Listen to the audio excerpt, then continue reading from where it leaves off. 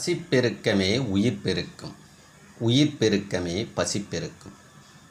பசி எடுத்ததா மகிழ்ச்சியாக உணவு சாப்பிடுங்கள். அப்பா அம்மா வீட்டிலே வச்சுன்னு பத்திரமாக பார்த்துக்கொள்ளுங்கள். ஆதி தாய் தந்தை இரவு பகல் துணையோடு பசி உணவு மகேந்திரன் நிகழ்ச்சியை துவங்குகின்றேன். சிரித்து விட்டு படுங்கள், எழுந்ததும் சிரிங்கள். சரி சரி, என்னங்க ஐயா 2 பக்கம் டவலு. ஃபஸ்ட்டு இந்த வீடியோ எடுக்கும்போது 2 மூங்கில் யூக்கில் வருது. நம்ம ரொம்பலா ஆராய்ச்சி பண்ணுறதில்ல. ஏன் ஐயா ஆராய்ச்சி? பசித்தர்கள் இப்படி தாங்க வாழ்ந்தாங்க. என்னது பசித்தர்களா? என்னங்க ஐயா? ஆமாம், பசித்தர் பசித்தர் பசித்தர் பசித்தர். இப்போ வீடியோவில் 2 வீடியோ வரும். ஷார்ட் வீடியோ பார்க்குறவங்க இருக்காங்க, கொஞ்சம் பெரிய வீடியோ. ஷார்ட் வீடியோ பார்த்துட்டு இன்னும் கொஞ்சம் நம்ம முன்னோர்கள் எப்படி வாழ்ந்தாங்கன்னு தெரிஞ்சுக்கிறதுக்குன்னு இந்த 4 பேருன்னு சொல்லுவாங்கள்ல, அவங்க இருக்காங்க. அவங்களுக்கான வீடியோ நீங்களாம் பார்க்க மாட்டீங்க நிறைய. நீங்கள் வேறு பாருங்கள். நீங்கள் புரியுதுங்களா? நீங்கள் எந்த வீடியோ பார்த்தாலும் சரி, உழவனுக்கு மரியாதை கொடுத்தவர்கள், உழவனை மதித்தவர்கள், இயற்கையை மதித்தவர்கள் கண்டிப்பாக அவர்களுக்கு வானமும் பூமியும் நல்ல உணவு கொடுப்பதற்கு முயற்சி எடுக்கும். கண்டிப்பாக. மீதி வீடியோ பார்த்தவங்களுக்கு வாய்ப்பில்லை ராஜா, வாய்ப்பில்லை. புரியுதுங்களா? நீங்கள் என்ன பண்ணாலும் நடக்காது. ஏன்னா உங்கள் சிந்தனையே வேறங்க. நாங்கள் சிரிக்கணுங்க, ஆனால் வாழ்க்கையே சிரிப்பாக மாறிடக்கூடாது. புரியுதுங்களா? அவங்களுக்கு வேறு பேர், அந்த பேரை நம்ம சொல்லக்கூடாது. ஏன்னா அவங்கள புண்படுற மாதிரி இருக்கும், அது மாதிரியும் பேசக்கூடாது. புரியுதுங்களா? நம்மளாம் நம்மளுடைய முன்னோர்கள் நமக்காக என்ன சேர்த்து வச்சுட்டு போனாங்களோ அதை நம்ம சேர்த்து வச்சுட்டு போனோம். அதில் முதன்மையானது எது என்றால் பசியும் உணவுமே. புரியுதுங்களா? அப்போ விதைகளை பாதுகாக்கணும். புரியுதுங்களா? உணவு உற்பத்தி செய்கிறத பாதுகாக்கணும். புரியுதுங்களா? மண்ணில் கைப்படணும். புரியுதுங்களா? டெய்லி செய்ய முடியலன்னா கூட வாரத்தில் 1 நாளாவது மண்ணில் கைப்படணும். புரியுதுங்களா? அது நீங்கள் பாருங்கள், நீங்கள் தான் முடிவு எடுக்கணும். நீங்கள் நல்லா இருக்கணும், உங்கள் குடும்பத்தில் இருக்கிறவங்களுக்கு நல்ல உணவு கிடைக்கணும்னா விவசாய மீட்டிங்லாம் பார்க்கணும், விவசாயி வீடியோலாம் பார்க்கணும். நீங்கள் தான் பார்க்கறதில்லை. ஒரு விவசாயி வீடியோ போட்டுக்கிறாரு, 100 பேர் பார்த்துக்கிறாரு. அந்த வீடியோ ஒன்று சொன்னேன்ல, எங்கள் தெருவில் மீன்கார் வரலன்னு 20,000 பேர் பார்த்துக்கிறாங்க. அவங்க தெருவில் மீன்காரன் வந்தால் என்ன, வரலனா என்ன, நமக்கு என்ன இருக்குது? ஆனால் நம்மளை எந்த அளவுக்கு நம்ம எதை போட்டாலும் பார்ப்பாங்கன்னு வீடியோ விட்டுக்கிறாங்க. பார்த்தீங்களா? அவங்களுக்கு வாய்ப்பில்லை ராஜா. புரியுதா? வாய்ப்பு கிடையாது.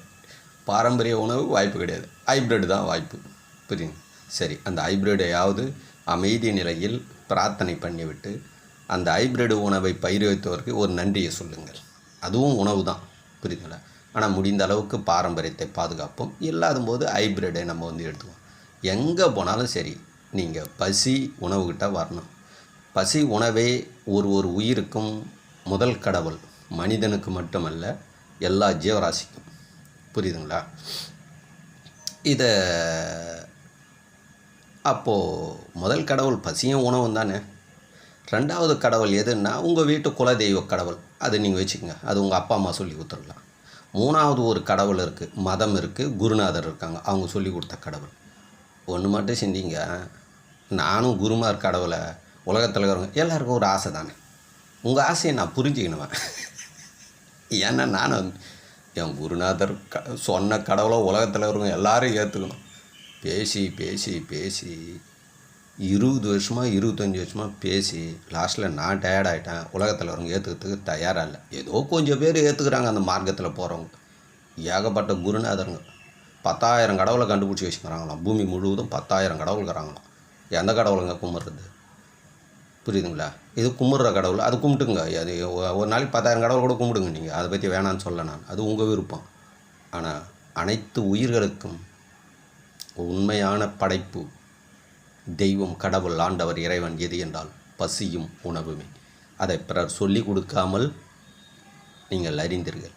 ஆனால் சொல்லி கொடுக்காம அறிந்து நீங்கள் சீப்பாக நினைக்கிறீங்க. ஆனால் அந்த சீப்பாகிறது உங்களை எப்பொழுதும் வாழ வைத்து கொண்டே இருக்கும். உங்களுடைய பிள்ளைகளுக்கு மற்றவங்களுக்கு முடிந்தால் சொல்லிக் கொடுங்கள். ஒரு சிலர் சொல்லிக் கொடுக்க மாட்டாங்க. இல்லைங்க நாங்கள் எங்கள் குருநாதர் கடவுளை தான் சொல்லிக் கொடுக்குறதுக்கு நாங்கள் இருக்கிறோம். சொல்லிக் கொடுங்க நீங்கள் சொல்லிக் கொடுங்க. பசி எடுக்காத வரலும் சொல்லிக் கொடுப்பீங்க. பசி அத்தை நீங்களே அதை விட்டு வந்துடுவீங்க. புரியுதுங்களா? அப்போது எப்படி தான் ஐயா சொல்லி விடுன்னா, பசியும் உணவையும் சொல்லிவிட்டு, பசியும் உணவும் உயிருக்கு எனர்ஜி கொடுக்கும், சத்து கொடுத்து பெருக்கும். குருநாதர் கடவுள் தேவையில்லைன்னா தேவை. அது எதற்குன்னா மனம் அமைதியாக இருக்கும். படபடப்பு டென்ஷன் அப்போ போங்க, ஒரு பிரார்த்தனை பண்ணுங்கள், ஒரு சாமி கும்பிடுங்க, ஒரு மெடிடேஷன் பண்ணுங்கள். புரியுங்களா? இந்த உடலே கொடுத்த மெடிடேஷன் தாங்க உறக்கம். அதை பற்றிலாம் பேசுகிறேன். கொஞ்சம் பேர் பாருங்கள். இதில் இந்த நல்ல வீடியோலாம் பார்க்க மாட்டீங்க. கொஞ்சம் பேர் இருக்காங்களே அவங்களுக்கான வீடியோ இது. புரியுங்களா? இதை பற்றி பேசுகிறேன்.